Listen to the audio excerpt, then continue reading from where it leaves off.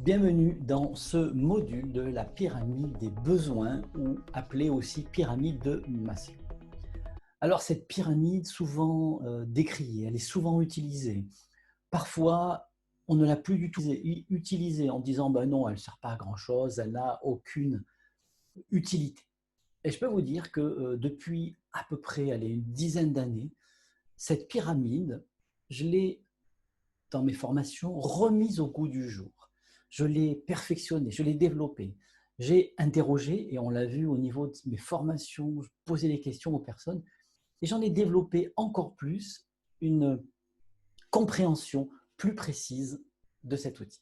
Alors, juste pour vous faire un tout petit peu d'histoire, cette pyramide de Maslow date des années 1940 et elle a été développée par Abraham Maslow, qui a fait un tas d'interviews. Alors, souvent autour de lui, on le verra un peu les limites tout à l'heure de la pyramide de Maslow, mais que certains d'entre eux avaient des besoins et ces besoins, une fois satisfaits, permettaient d'être encore plus motivés. Alors, il a aussi développé dans un article, pour la première fois, on retrouve l'article dans les années 1943 dans un article qui s'appelle Theory of Human Motivation. Et c'est là où il a commencé à développer. Il faut savoir que dans les années 1970, il a donné une deuxième édition, il a fait apparaître une deuxième édition qui est plus complète que la première. Il a encore plus développé, il a renforcé toutes ses études et il a vraiment compris qu'il y avait 5 groupes fondamentaux, 5 groupes de besoins fondamentaux. Et on va les voir tout au long de cette vidéo, de ce module. Vous voyez un petit peu ma pyramide telle que je vais vous la développer. Vous allez aussi vous apercevoir qu'il y a le côté personnel, vie privée, et le côté professionnel. Et à chaque pan, à chaque versant, je vais vous donner des exemples. Comment aujourd'hui, dans 2020, on va pouvoir mettre des exemples de la vie courante, de la vie de tous les jours. Alors voilà, nous retrouvons au travers de cette image la pyramide de Maslow. Alors cette pyramide, on va la développer suivant 2 versants. Nous avons le versant privé et le versant professionnel. Je vais vous donner au travers de cette information, de ce module, différents exemples de la vie de tous les jours. Alors, M. Maslow part d'un postulat en se disant, voilà, on se retrouve tout seul sur une île déserte, quel est notre premier besoin urgent? Tout seul, sur une île déserte, j'ai rien. Qu'est-ce que j'ai besoin tout de suite, ici, maintenant? C'est d'avoir de quoi boire, manger, dormir. Et à partir de là, il a détaillé le premier besoin, qui est un besoin de survie. Boire, manger, dormir, se reproduire, se vêtir. Ça, c'est d'un point de vue dans la vie privée. Une fois que ce besoin va être satisfait, on va voir qu'on va passer au deuxième besoin. Alors, dans la vie professionnelle, ça peut être quoi? Ça peut être tout simplement, je vais prendre mon collaborateur Paul, et Paul, je vais lui dire, voilà, j'ai fait l'entretien, vous êtes un bon gars, et je vous embauche, soit en CDD, soit éventuellement en CDI, mais avec une période d'essai de 1 mois. Alors Paul, il est content parce qu'il a trouvé un travail, et ça c'est intéressant, sauf que pendant un certain laps de temps que va durer le CDD ou la période d'essai, il n'aura pas son emploi garanti. Donc il va être bien, en plus il va être dans une ambiance qui est plutôt saine et sympathique, et pour lui ce besoin est satisfait. J'ai un job, même s'il est précaire, mais j'ai de quoi me nourrir, boire, manger et éventuellement subvenir à ma famille. Une fois que ce premier besoin est satisfait, comme vous le voyez, on va passer au deuxième besoin, qui est un besoin de sécurité. Alors à titre privé, ça voudra dire que je vais avoir besoin d'avoir une maison qui soit stable, un environnement qui soit plutôt stable, je me sens en sécurité, je ne me sens pas menacé, qu'avec dans mon couple, ma famille, tout le monde va bien, j'ai une santé qui va bien. D'un point de vue professionnel, eh bien, Paul, qu'est-ce que je vais faire? Son essai a été concluant, d'un CDD, je le passe en CDI, ou de sa période d'essai, elle est validée et on passe directement en CDI. Alors le CDI aujourd'hui ne veut plus dire grand-chose, on le voit, on peut se faire licencier très facilement. Vous pouvez demander une rupture conventionnelle, c'est-à-dire que vous pouvez démissionner et vous touchez aussi tout ce qui peut être allocation chômage. Mais le CDI est important si vous devez acheter un appartement, votre résidence, si vous devez faire un crédit, il vous faut un CDI pour le banquier. Voici notre troisième besoin, le besoin d'appartenance. Ce besoin d'appartenance et d'amour, d'être reconnu ou d'appartenir à un groupe. Alors, à titre personnel, ce qui va être intéressant, c'est de se dire, OK, aujourd'hui, je suis le papa d'un garçon ou d'une fille et cet enfant va régulièrement faire du sport dans un club. Alors jusqu'à présent, quand votre gamin a 5, 6 ans, 7 ans, je ne sais pas vous, quand vous êtes à l'école, qu'est-ce qui se passe? On vous appelle toujours le papa ou la maman de. Votre identité, c'est le papa de Clément ou la maman de Kevin ou la maman de Nathalie. Ça, c'est un fait. Et aujourd'hui, avec cette appartenance, vous allez voir qu'on ne vous appelle plus le papa ou la maman d'eux, mais par votre prénom. Et on va vous dire, voilà, écoute, depuis que tu viens, que tu accompagnes ton gamin, nous, dans le club, on a besoin de personnes qui vont venir nous aider, de bénévoles. Est-ce que tu voudrais faire partie du groupe? Eh bien oui, j'ai envie parce que ma vie est plutôt stable. Vous voyez, je commence à avoir une vie stable. Ma sécurité commence à être à bonne sécurité. Eh bien, j'ai envie d'un petit peu plus. Donc, je vais appartenir à ce groupe dans lequel je vais me sentir reconnu et puis je vais être un petit peu informé. Alors, pour ce troisième versant au point de vue professionnel, appartenir à un groupe ou à un réseau, je vais prendre Paul et je vais lui dire, voilà Paul, ça fait quelques semaines, quelques mois que tu es là et tu fais un très bon boulot. Moi, ce que je te propose, c'est de venir assister à nos réunions parce que tu as vu que le lundi matin, on était tous en réunion. Tu n'étais pas convié parce que tu étais tout nouveau, mais là, vraiment, tu commences à faire du bon boulot. Ce que tu fais est très pertinent. Eh bien, écoute, viens assister à nos réunions. Et là, Paul, il est content parce que justement, il commence à appartenir à un groupe. Il commence à être reconnu. On va le tenir informé. Alors, bien sûr, dans la réunion, il ne va pas forcément tout le temps participer, il pourra poser des questions, mais il va rester un peu acteur. Mais pour Paul, c'est intéressant parce que jusqu'à présent, il nous voyait rentrer dans la réunion et lui, il n'était pas convié. Et là, il rentre dans une forme de classe. On le voit ici, notre quatrième besoin est un besoin de reconnaissance. Je suis reconnu. Alors comment dans le domaine privé ça peut se passer? Je reviens à mon association où j'étais bénévole. Les membres de l'association me disent, écoute, tu fais vraiment, tu es tout le temps là, tu nous aides beaucoup, tu as plein d'idées, tu participes énormément, on doit renouveler le bureau, est-ce que tu voudrais avoir un poste?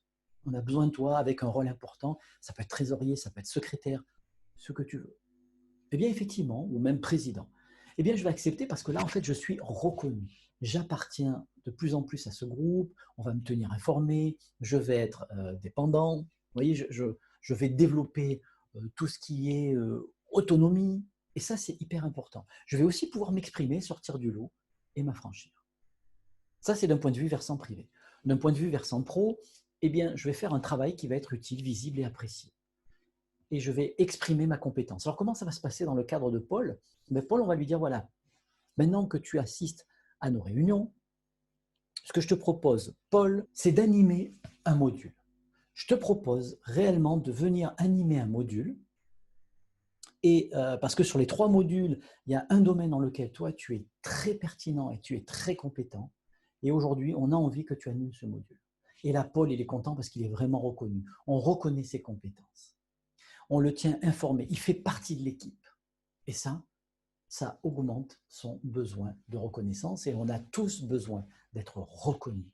Je vous invite, si vous êtes manager, si vous êtes directeur, RH, vous avez des postes à responsabilité, apprenez à reconnaître le travail de votre collaborateur. C'est souvent ce qui manque au niveau du professionnel, des entreprises.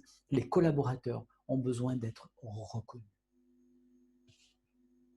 Le dernier besoin va être effectivement un besoin d'accomplissement, d'auto-accomplissement.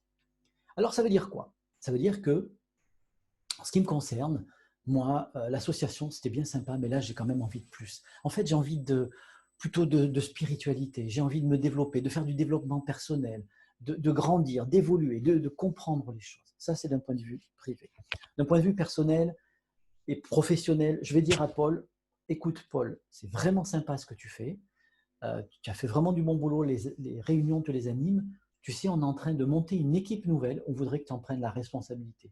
Ou bien, j'ai créé un nouveau département dans une autre région, on crée une nouvelle équipe, j'aimerais que tu en prennes la responsabilité. Et là, Paul, effectivement, va pouvoir être indépendant, il va pouvoir s'accomplir, il va prendre des responsabilités, il va être de plus en plus autonome. Et ça peut être hyper sympa parce que Paul en a vraiment envie. de gérer une équipe. Ou alors, ça peut être, si l'entreprise ne lui donne pas l'opportunité, c'est dire, moi j'ai envie d'un petit peu plus, eh bien, je vais créer ma propre boîte, je vais développer ma propre entreprise. Et là, je vais vraiment être dans l'auto-accomplissement, dans l'accomplissement de moi. Donc voilà, on vient de voir les 5 besoins fondamentaux. Je vous rappelle, on a la survie, on a la sécurité, l'estime ou l'appartenance à un groupe, hein, l'amour, l'estime, l'appartenance à un groupe. Le 4e, c'est la reconnaissance. Et le 5e, c'est l'auto-accomplissement. Alors aujourd'hui, ce qui est intéressant, alors je l'explique hein, dans des formations en perfectionnement, je donne d'autres clés pour comprendre. Ce qui va être intéressant pour vous, c'est déjà de vous dire à quel niveau vous en êtes aujourd'hui. Quel est le besoin que vous avez envie de satisfaire, que vous avez besoin de satisfaire. Alors prenons aujourd'hui l'exemple du Covid, de ce qui se passe en 2020. Des entrepreneurs, chefs d'entreprise et restaurateurs se sont retrouvés au niveau de l'accomplissement de soi, en haut. Le Covid est arrivé, ils ont tout perdu, ils se sont retrouvés complètement en bas. C'est-à-dire qu'ils sont dans un besoin de survie, boire, manger, dormir. Il faut que je subvienne aux besoins de ma famille. Et ça va être hyper important.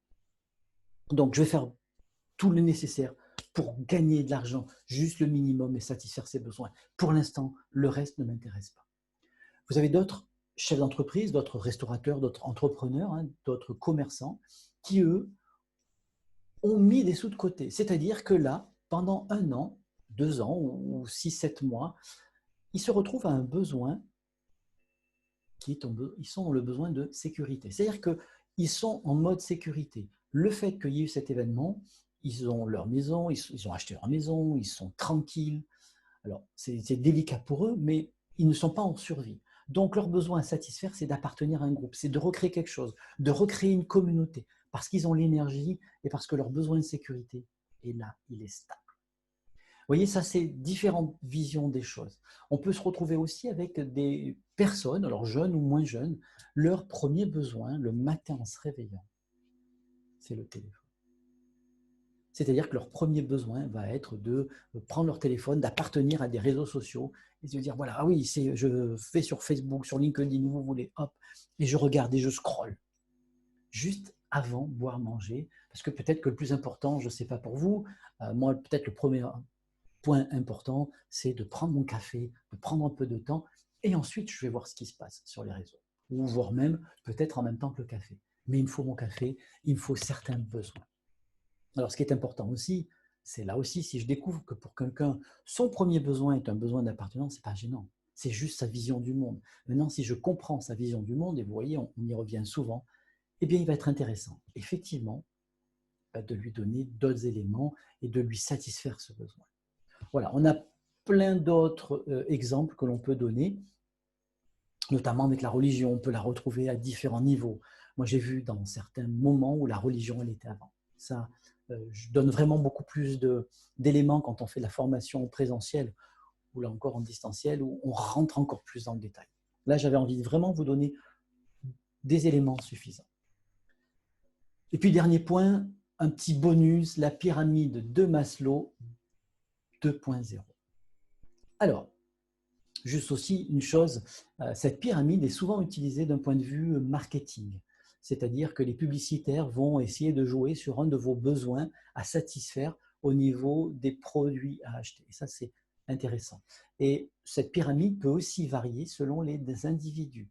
Attention que Maslow l'a utilisé suivant une population bien précise et suivant d'autres populations, ce n'est pas toujours valable, suivant certaines éducations, suivant certains codes ou cultures.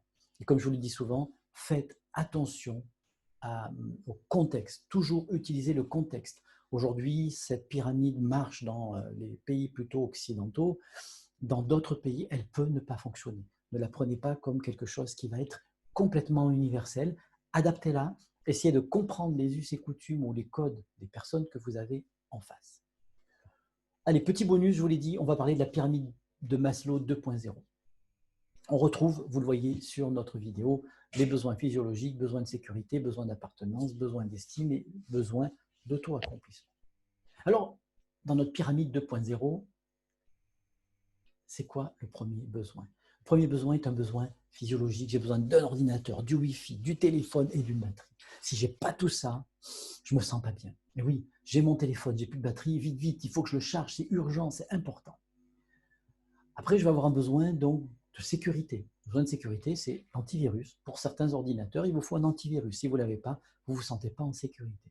Il vous faut le mail, il vous faut Google et Waze. Sur nos téléphones, il est important aujourd'hui, on se sent en sécurité quand on doit se déplacer si on a Waze. Et ça, c'est hyper important. Troisième besoin, c'est d'appartenir, l'appartenance à un groupe. Je vous l'ai dit tout à l'heure. Alors, c'est Facebook, c'est YouTube, c'est WhatsApp. Ah ouais. Alors, on a créé un groupe avec les amis, on a créé un groupe avec telle personne, c'est le groupe WhatsApp. Et alors, j'appartiens à ce groupe. Et en plus, c'est un petit peu privé, on peut échanger et je me sens important. Le quatrième besoin qu'on va retrouver, c'est le besoin d'appartenance, d'estime, de reconnaissance. Alors là, c'est j'ai des followers. Ah, t'as combien de followers? Ben moi, j'ai sur Twitter, sur mon compte Twitter, j'ai 1000 followers. Sur Instagram, j'ai 15 000 abonnés. Sur Snapchat, je suis suivi. Et effectivement, je vais avoir ce besoin qu'on peut retrouver aussi sur Facebook, mais on les retrouve plus dans ces groupes-là, dans ces réseaux-là, où l'importance de l'abonné, du follower, fait que vous êtes reconnu. Et le nombre de likes aussi. J'ai eu tant de likes, et on regarde tous, je ne sais pas vous, d'un point de vue professionnel, on a toujours cette tendance à dire « Ah ouais, cette pub, elle a bien marché, j'ai eu beaucoup de likes. Ah, c'est super. » Et oui, on a ce besoin-là. Le dernier point, on est sur d'autres réseaux, LinkedIn, TikTok, Pinterest. C'est vraiment des réseaux où là, on a besoin d'auto-accomplissement. LinkedIn, je vais l'utiliser à titre professionnel. Alors bien sûr, on peut le retrouver éventuellement dans l'appartenance. Tout ça, ça peut bouger ou évoluer suivant votre vision à vous, suivant vos besoins à vous. Pour certains, LinkedIn est beaucoup plus important. D'une, alors on est dans l'accomplissement parce que j'ai besoin de trouver du travail. Alors que Facebook, j'ai juste besoin éventuellement de me montrer, de voir ce que font mes amis, d'appartenir et de leur donner des nouvelles. TikTok commence aussi à devenir aujourd'hui un de ces réseaux où là, c'est le nombre de vues et puis j'appartiens et je vais vraiment me réaliser parce que c'est des vidéos. Je ne suis pas forcément aujourd'hui, suivant mon niveau à moi, mon besoin, être en capacité de faire des vidéos, être capable de faire des vidéos. Et je peux avoir peur. Par contre, quand je commence à arriver au dernier niveau, eh bien là, effectivement, TikTok, je me sens à l'aise. Et je fais des vidéos, quoi. Voilà. Donc, nous venons de voir notre fameuse pyramide de Maslow avec la pyramide 2.0. Ça, c'est hyper intéressant. Et notre pyramide de base. Et je vous invite tout au long de cette semaine à vous poser des questions. Ok, où j'en suis moi? Quel est le besoin aujourd'hui qui est satisfait? Est-ce que j'ai juste un besoin aussi de reconnaissance, on ne me reconnaît pas assez? Ou tiens, aujourd'hui, ça va plutôt bien dans ma vie, je suis en sécurité, j'ai peut-être besoin d'appartenir à un groupe, d'appartenir à des réseaux. Ou tout simplement, j'ai un besoin d'accomplissement, ou alors, pour l'instant, mon besoin de survie. Interrogez-vous sur vos propres besoins à vous, ça va être la première étape. Et puis la deuxième, posez des questions. Intéressez-vous à votre entourage, intéressez-vous aux gens que vous allez rencontrer, les interlocuteurs que vous aurez en face de vous. Quels peuvent être leurs besoins? Plus vous allez déterminer leurs besoins, plus vous allez les comprendre et plus il va être facile de rentrer en interaction, de générer de la confiance et d'avoir une communication fluide. Voilà, on se retrouve très vite pour un nouveau module.